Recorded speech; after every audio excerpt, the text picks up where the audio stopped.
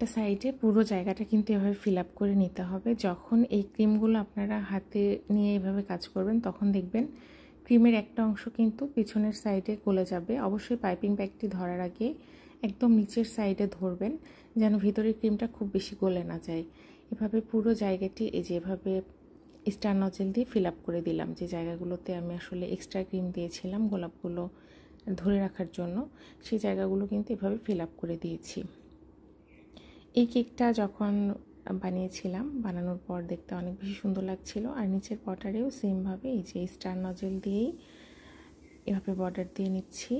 Just এভাবে টেনে টেনে আপনারা বর্ডার দিতে পারবেন। এই জিনিসটাও প্র্যাকটিসের বিষয়।